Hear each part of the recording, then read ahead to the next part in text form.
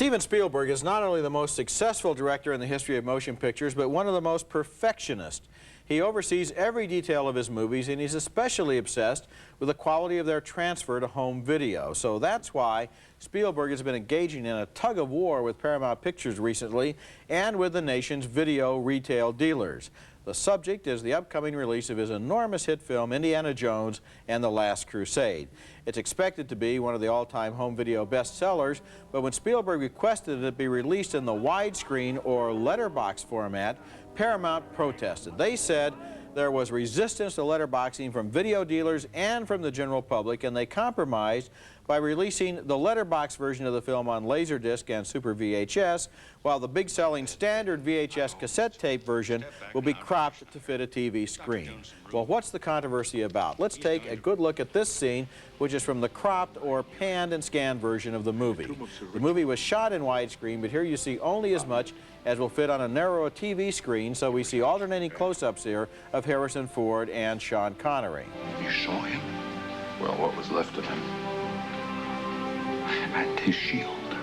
What you're seeing here is the way the movie will look on the standard VHS version. Now here's the same scene letterboxed for Laserdisc and Super VHS. The full width of the widescreen picture is shown, so you can see the complete composition as Spielberg directed it. Sean Connery and Harrison Ford are looking at each other at the same time in this shot, not in alternating close-ups. Alexandra, of course. On the Pilgrim Trail from the Eastern Empire. Now let's look at both versions at the same time by splitting our own screen. Notice that in the letterbox version, you see both actors all the time. But in the cropped or panned and scanned version below, you see either Connery or Harrison Ford. First one, then the other. One actor is always missing, and so is the dynamic of the two of them looking at each other during the whole scene.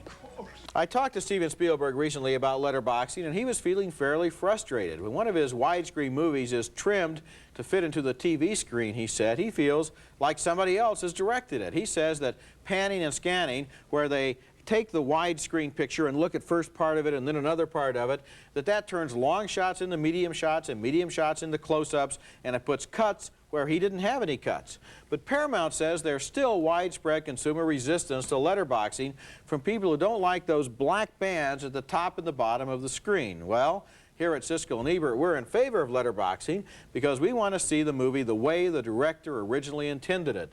The strange paradox about letterboxing is that less is more. Just this week, for example, a new letterbox version of the musical There's No Business Like Show Business was released on Laserdisc. The movie was originally put out in CinemaScope, and look here at the CinemaScope letterbox version.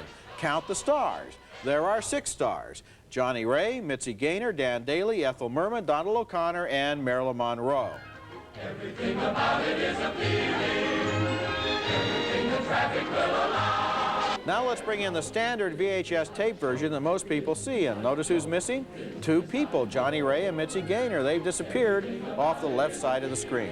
The studios seem to be approaching letterboxing this way. They crop the movies for VHS cassette tape release, and they letterbox them for the Laserdisc versions, apparently on the assumption that Laserdisc fans are real movie buffs who take these things more seriously.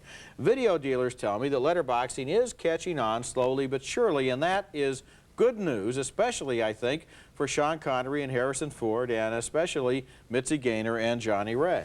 Yeah, I think that it's real clear that you would want to get that widescreen version if you have a bigger size TV set. I know when people see it at home, if they're seeing it on a set that's 25 inches, let's say, or bigger, then you can handle the letterbox. People have problems with the banding on the top and bottom when they're looking at a small set. The only way you can get it, though, is either the Super VHS version, which is in very few homes, or the Laserdisc, which is much more popular, and it's something we've been recommending now for a few years. And the image is going to be brighter, and you will see the entire image. And you can get lost in that kind of image rather than the constant cutting that keeps you, I think, distance from a movie. The panning and scanning, yeah. No, the vast majority of people who are going to see this movie are going to see it on VHS tape. Yes. That's what everybody has in their home.